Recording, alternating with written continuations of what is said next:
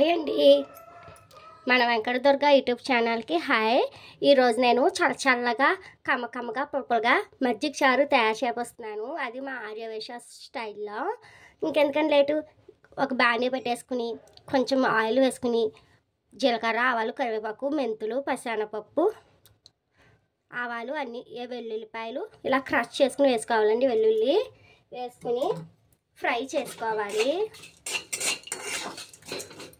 ఓ పక్క ఈ మజ్జిగ చారుకండి కొంచెం పుల్లగానే ఉండాలి. పెరుగు అలా చూసుకుని ఇలా వాటర్ వేసుకుని కొంచెం ఇలా పలచగా చేసుకోవాలండి.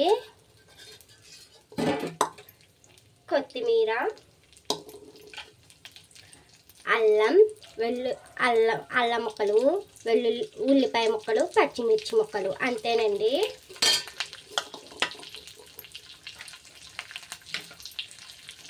ఇలా ఒక ఎండుమిర్చి పోపులోనే వేసుకోవాలి మనం. ఎండుమిర్చి పోపు వేగాక ఇప్పుడు నెక్స్ట్ ప్రాసెస్ చెప్తానండి.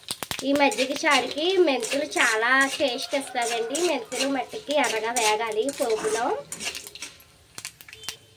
ఇంకోండి, పోపు ఈ విధంగా వేగాలి. స్టవ్ ఆఫ్ చేసుకుని పక్కన పెట్టేసుకుని ఇప్పుడు ఈ పెరుగు ఏదైతే ఉందో ఈ పెరుగులో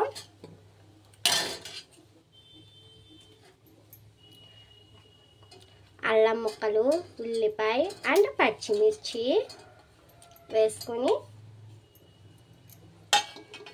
కొంచెం కొత్తిమీర, అలాగే టేస్ట్కి తగ్గట్టు సాల్ట్,